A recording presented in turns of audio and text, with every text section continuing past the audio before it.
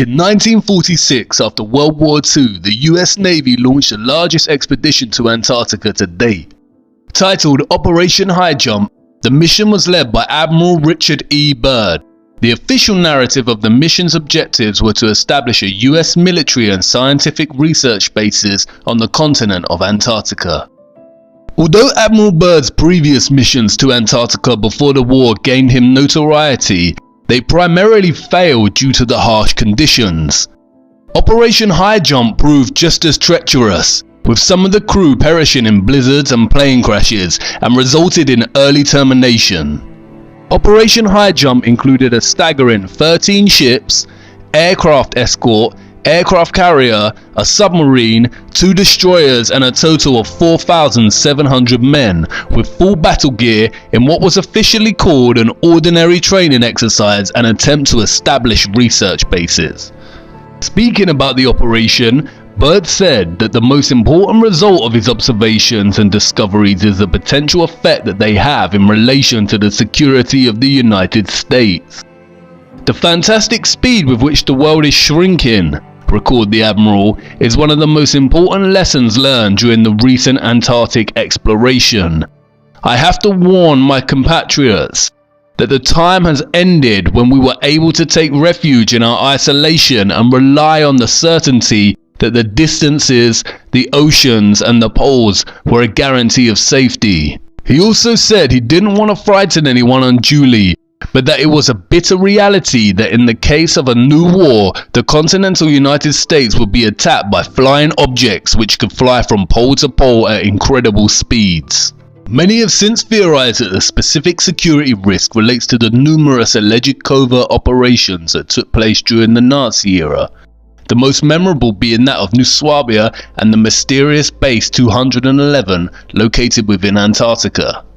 These theories suggest that Byrd and his crew were actually searching for these secret Nazi bases that have been rumoured to be impenetrable.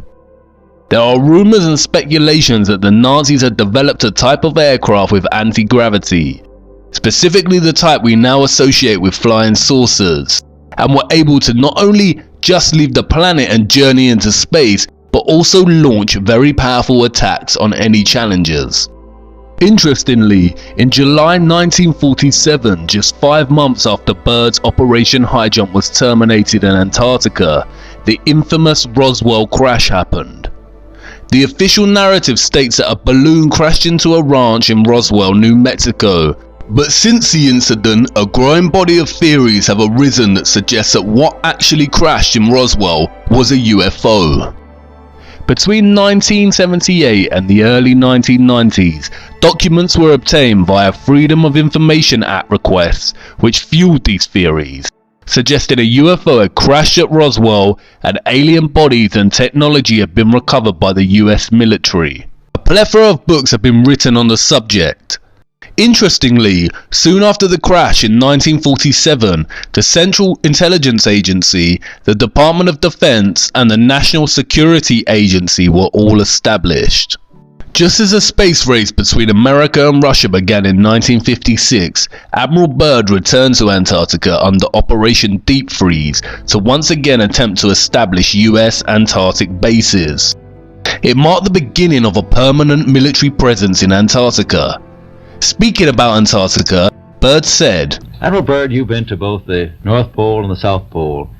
Is there any unexplored land left on this Earth that might appeal to adventurous young Americans? Yes, there is. And not up around the North Pole, because it's getting crowded up there now, because they find out it's really usable, not only to live in, but militarily.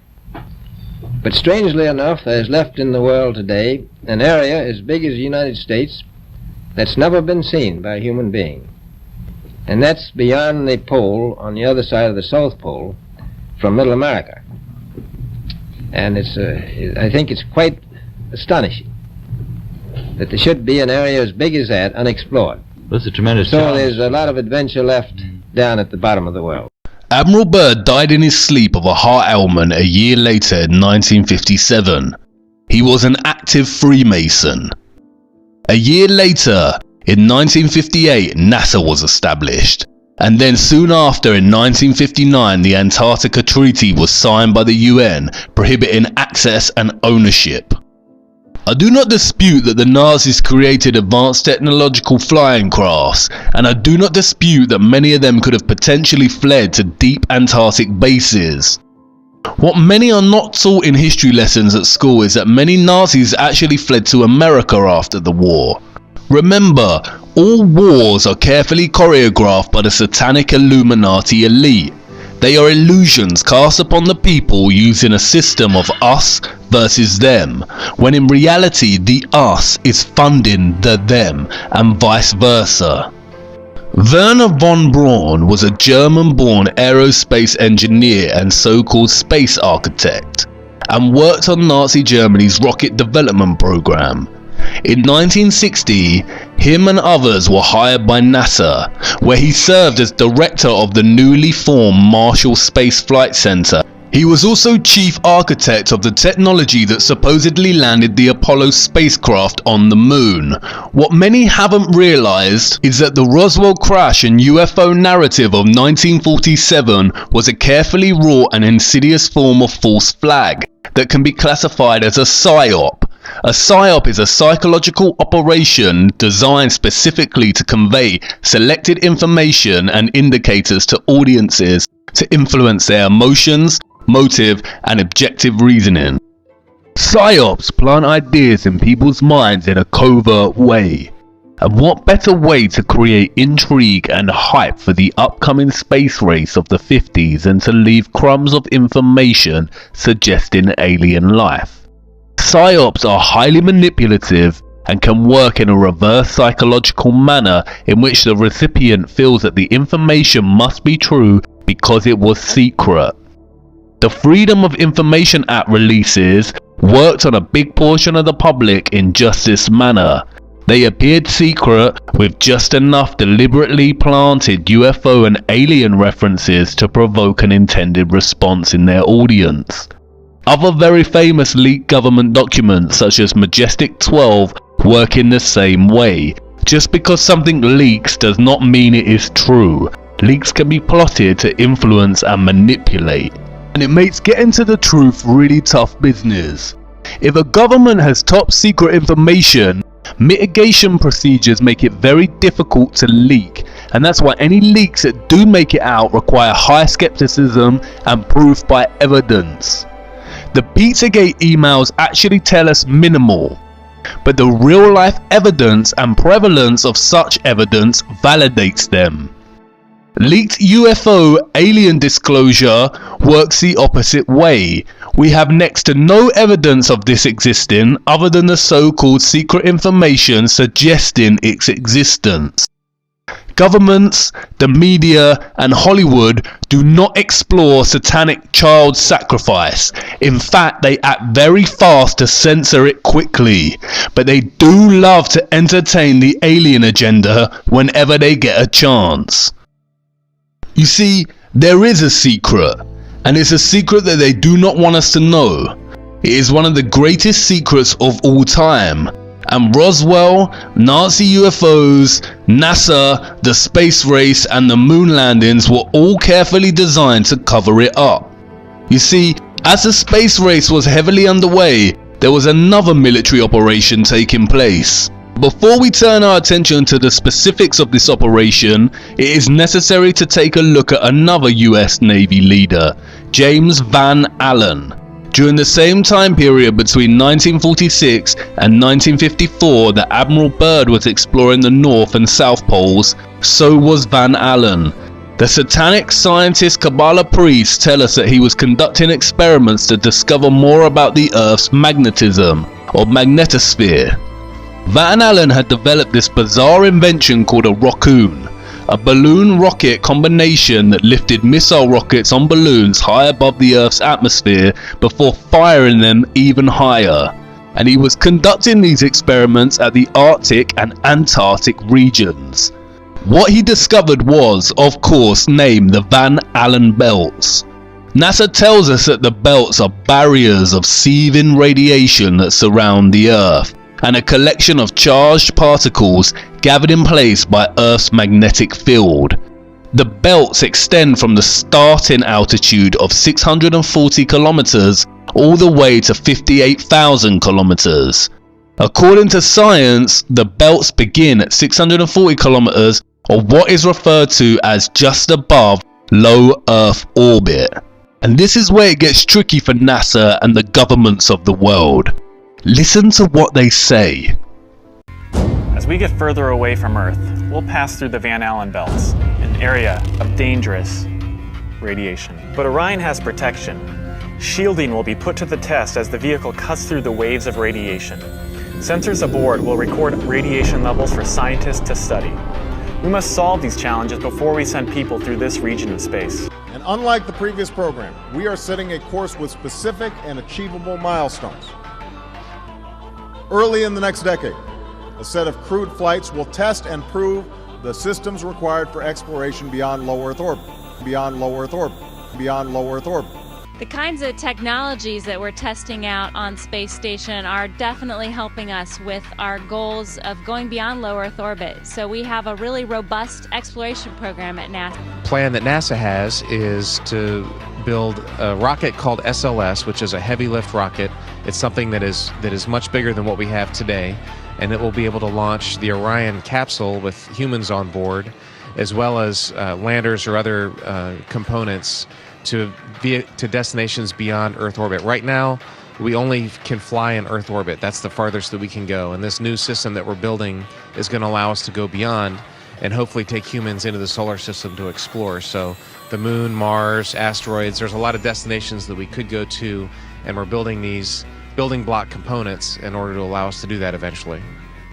The moon, Mars, asteroids, there's a lot of destinations that we could go to. The moon, Mars, asteroids, there's a lot of destinations that we could go to. The moon, the moon, the moon. Wait, what? Come again? I thought we went to the moon. It seems like someone is lying.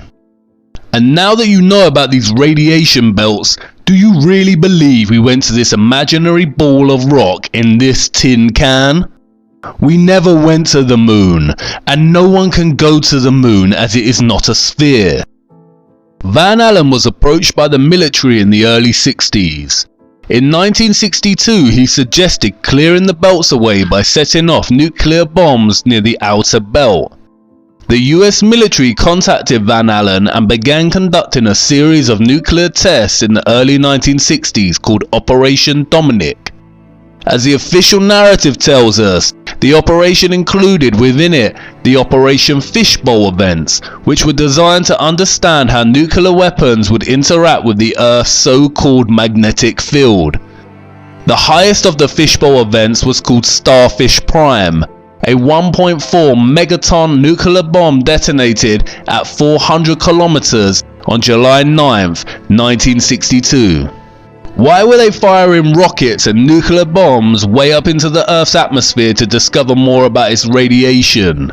You do realize that nuclear bombs produce extreme radiation. You do not discover the chemical composition of lemon juice by squeezing more lemon juice onto it. And this is the secret. No one in history has ever left Earth. You cannot leave Earth. They are telling you to your face.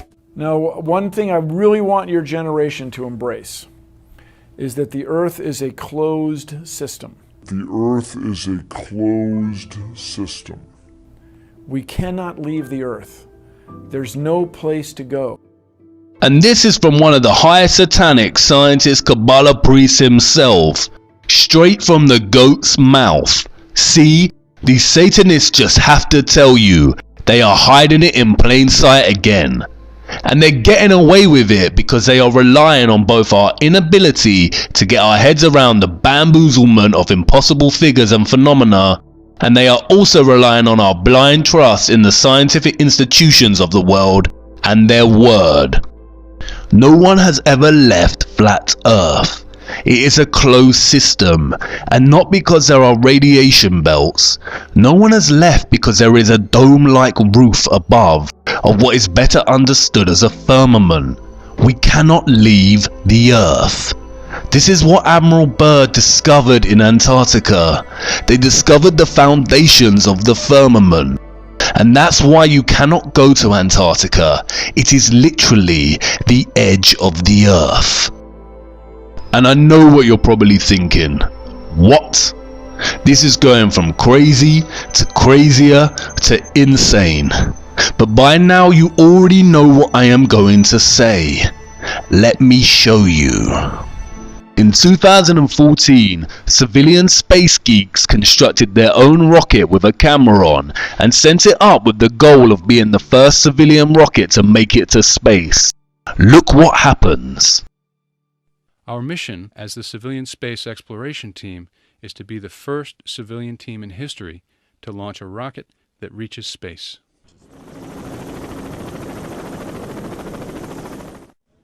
All systems are go for launch. T-minus 10 seconds. 9, 8, 7, 6, 5, 4, 3, 2, 1.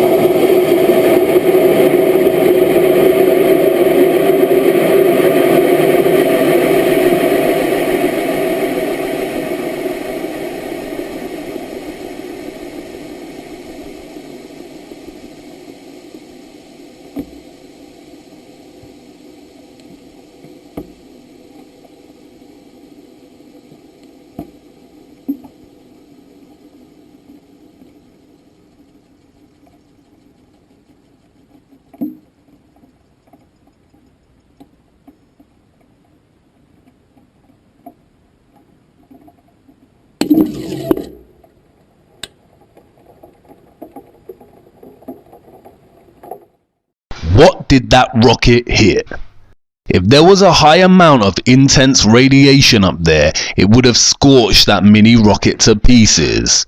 There is no radiation above us, covering a globular spinning planet ball. It is a flat, stationary plane with a firmament above. And I know that you want to scream and say that does not prove anything. The rocket's engine could have failed. But take it easy.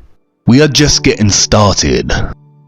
You see, what they never told you in school is that every single civilization in our Earth's history knew that the Earth is flat and there existed a firmament above our heads.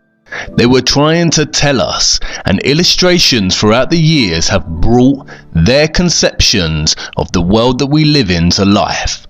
Look.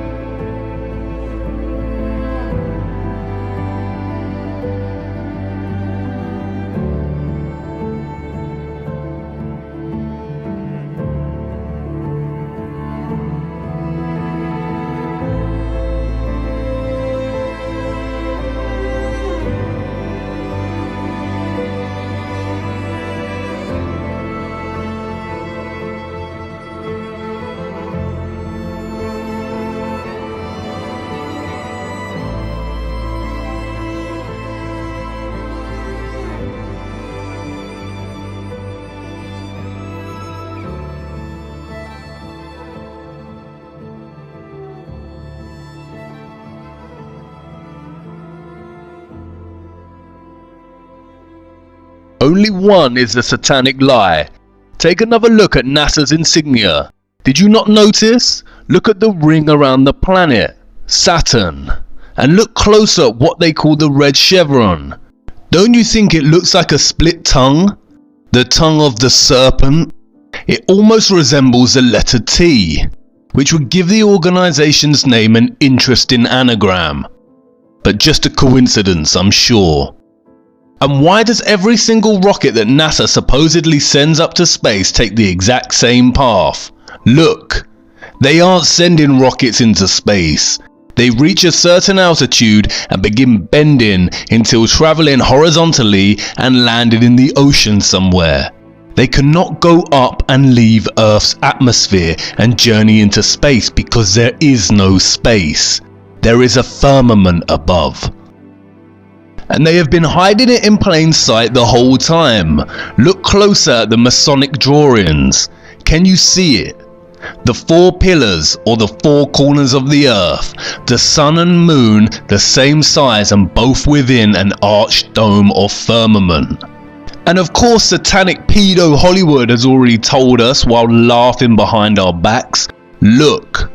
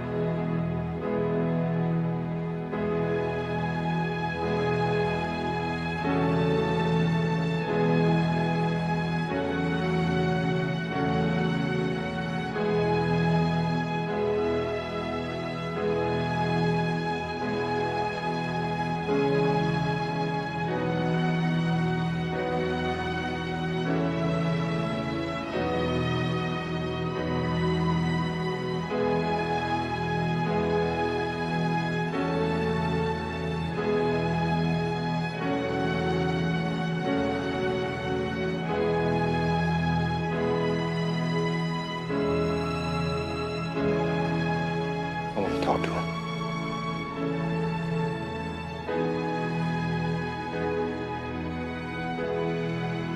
And the more they brainwash us with movies about space, fake rocket launches and bamboozlement science, we are forgetting more and more that our ancient historical texts reference the firmament. The Book of Enoch, a non-canonical biblical text that was discovered as part of the Dead Sea Scrolls, reads, "And I saw the cornerstone of the earth, and I saw the four winds which support the earth and the sky, and I saw the winds which turn the sky and cause the disk of the sun and all the stars to set. And I saw the winds of the earth which support the clouds, and I saw the paths of the angels. I saw at the end of the earth the firmament of heaven above." The Quran references it. With power and skill did we construct the firmament. The Book of Job, which is older than the Torah itself, references this very firmament.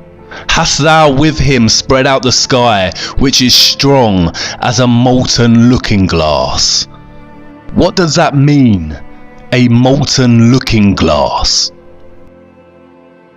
I guess I'm up against the highest, hardest stained glass ceiling. So I guess I'm up against the highest, hardest stained glass ceiling.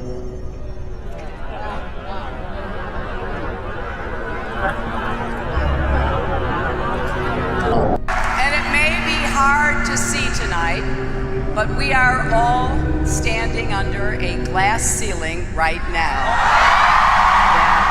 It was fine for all this talk about me running to break the big, hard glass ceiling. Although we weren't able to shatter that highest, hardest glass ceiling this time, thanks to you, it's got about 18 million cracks in it.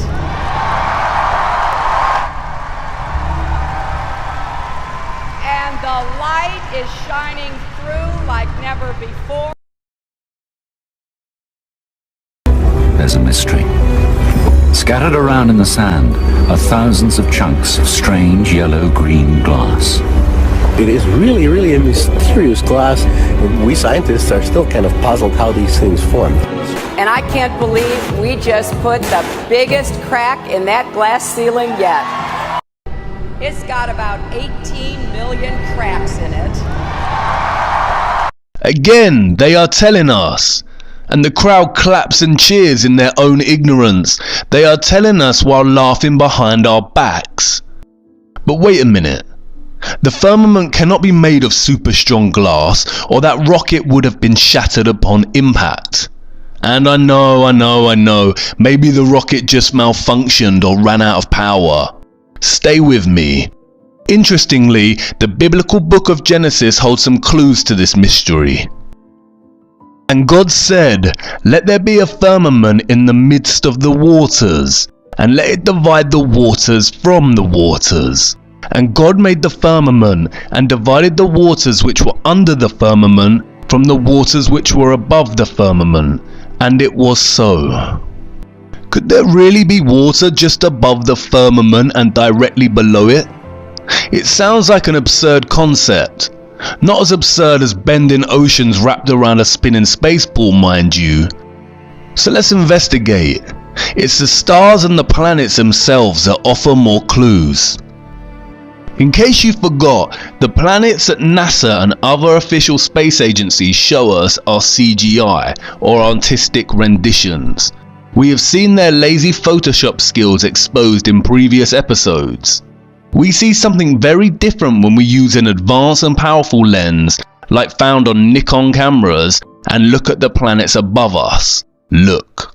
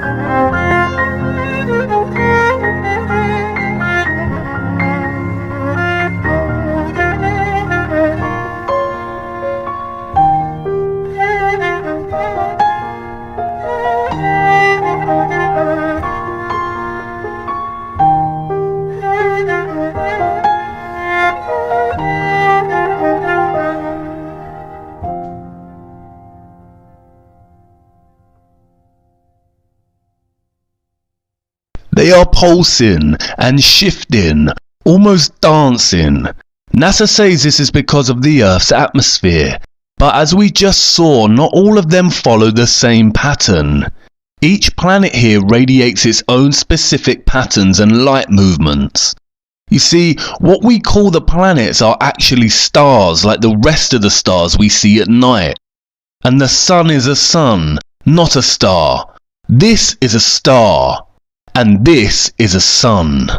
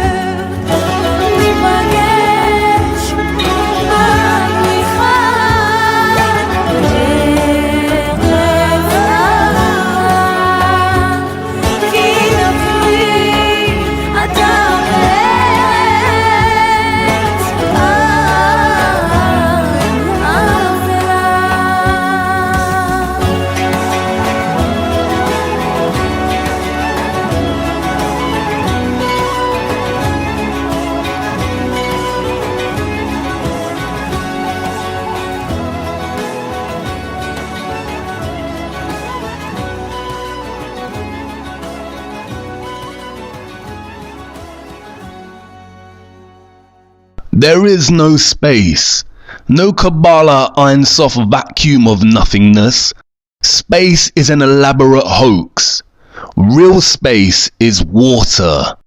And the water below the firmament appears to be some kind of gooey substance that is paradoxically soft and yet impenetrable. They cannot get through it. And it seems that one scientist found a similar kind of substance within the dark depths of the ocean. One of the strangest places on the ocean's floor was only just discovered in the 1990s. I might agree it's one of a handful of people to ever see it in person. Without a doubt, one of the most amazing things that I had ever seen in the bottom of the ocean. And it was while filming for Blue Planet. It was in the Gulf of Mexico. And I noticed there's something out in the distance. Couldn't tell exactly what, but it looked like a dark band. And as we approached it, the dark band became a donut. I saw this donut that was black in the center. What the heck is that? And so as we get closer and closer to it, I noticed that the black band had what appeared to be kind of steam over it. And then I looked, and there was water lapping against the shoreline. This band was a ring of mussels. And inside the ring of mussels was a lake. And it's like, wait a minute, I'm already underwater. We went out over the water in this lake and tried to descend in it and bounced off. It was so super saline and dense that the submarine couldn't go down in it. We literally bounced off, and as we bounced off, we sent ripples heading back to the shoreline. It was insane. I've never NASA tells us that our globe is spinning at 1,000 miles per hour on its axis and 67,000 miles per hour around the sun, which is then traveling at 570,000 miles per hour within our galaxy. If this was truly the case, then we would not see the same constellations in the same places in the night sky. The night sky would be completely random and perpetually changing. But it isn't. As we've seen, the stars above us, attached somehow to a great, immense and mysterious firmament, travel in circular motions around our flat, stationary Earth, with Polaris, or what we call the Northern Star, a fixed unmoving point in the center and above the center of our Earth at the North Pole. We've been told that comets are huge ice particles that, when passing within the distance of our sun, begin to melt, which causes them to release gas and create a trail and tail. They tell us that comets can travel 100,000 miles an hour. But they are lying again. Here is time-lapse footage of the recent comet Neowise.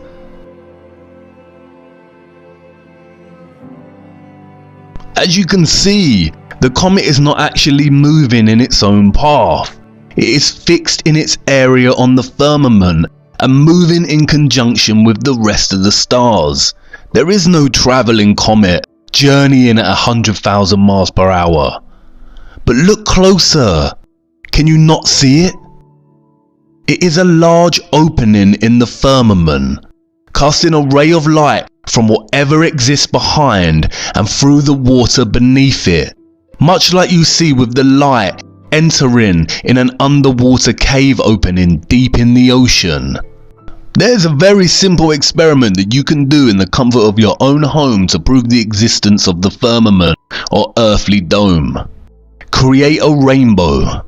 National Geographic tells us that a rainbow is a multicolored arc made by light striking water droplets.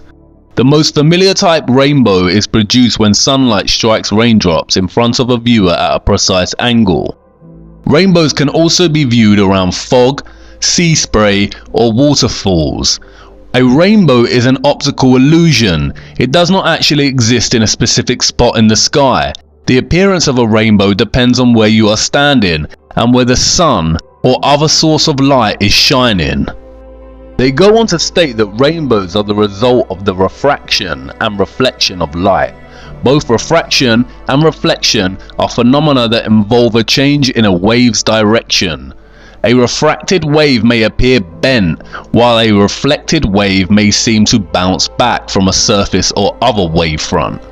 Light entering a water droplet is refracted. It is then reflected by the back of the droplet. As this reflected light leaves the droplet, it is refracted again at multiple angles. Refraction is the bending of light. It also happens with sound, water and other waves, as it passes from one transparent medium such as glass into another.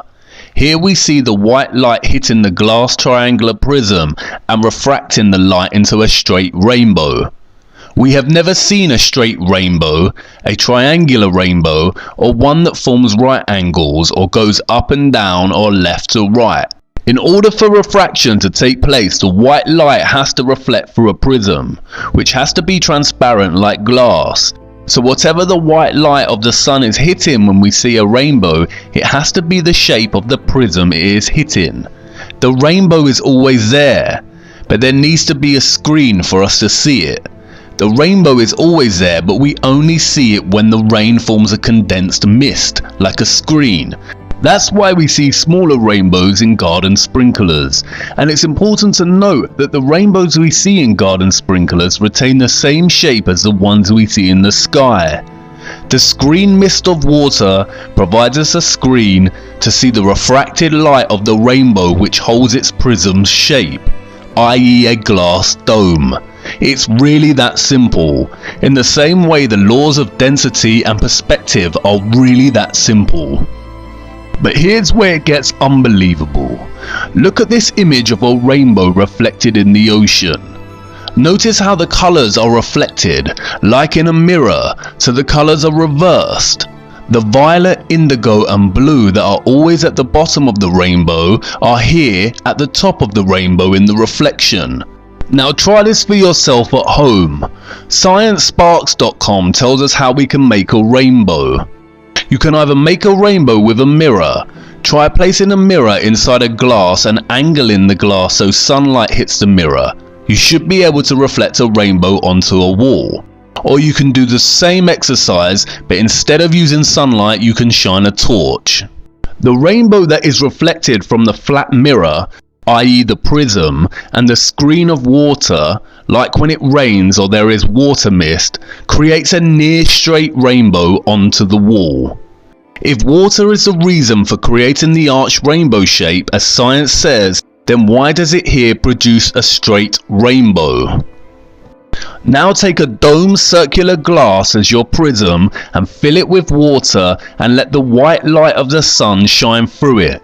You get an arched rainbow because the prism has a dome-like shape. And it's just like the rainbow we see here on Earth. There is a double rainbow here. But unlike the double rainbow we see reflected in the ocean, the colours here are not reverse. Now look. Can you see it? The colours in the top rainbow are reversed. What you are seeing is a reflection of the rainbow in the glass firmament above, just like you would in a mirror and just like we see over the ocean or a lake. How dare they lie to us? And now really think about it. Why would a satanic Illuminati network of individuals who have all the money, power and control in the world, and who molest, rape, torture, murder, drink the blood of children and worship Lucifer, want to hide that our earth is flat and that there is a firmament above and the sun and the moon are local and within our dome? Why hide the true nature of our earth from us? Well, if they worship something immaterial they call Lucifer and convince everyone that is not in their little cult that they are the product of a nothingness that randomly produced a small speck which then randomly expanded and created matter and life, then you remove all possibility in the person's mind that their life is anything more than a random coincidence. However, if the Earth is a closed system with a firmament above, then it really requires serious speculation and consideration as to how our ancient ancestors and various ancient and biblical texts knew this. The Illuminati cabal do not want us to seriously consider the notion of creation, purpose for human existence, the existence of good and evil as real energetic entities rather than archaic words to describe something that their fraudulent sciences call the spectrum of mental health. The satanic Illuminati power complex cast humanity into the dark and kept the knowledge for themselves. Again, they worship something immaterial, which they call Lucifer, and sacrifice children to whatever this thing is, and all the while control every aspect of knowledge we receive. We go about our days with heads down, glued to our smartphones, downloading their programs and information that keep us brainwashed, when our eyes should be looking up to our firmament and the stars attached within it. But wait, there's more to the story. As we saw, they called the nuclear missile events of the 1960s Operation Fishbowl, and this operation was part of a larger one, Operation Dominic. The name Dominic comes from the Latin Dominicus, which means of the Lord. So together we get Fishbowl of the Lord. Again, it's there hiding in plain sight. The actions committed against children are the greatest of all sins and crimes, but this comes very close. There is nothing more satanic and evil than hiding the true nature of what humanity really is and what exists beyond. Could there be a God? I don't know. The biblical texts, which hold many truths and clues, have been tampered with by the satanic body of elites. The Bible used to contain over 80 books, but some were removed and hidden. It now contains 66 books. 66. That number again. Something I did not want to show you until this point in the series are the true mathematical calculations of the Masonic science of the heliocentric Earth. We are told it spins on an axis of 23.4 degrees.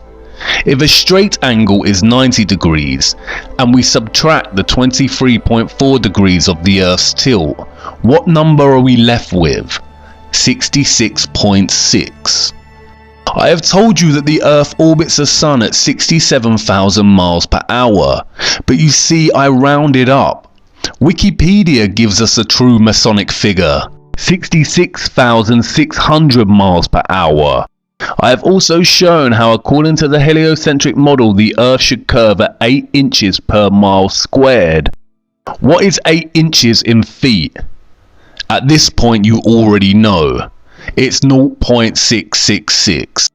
And look at what latitude they tell us that the Arctic and Antarctic poles are located at.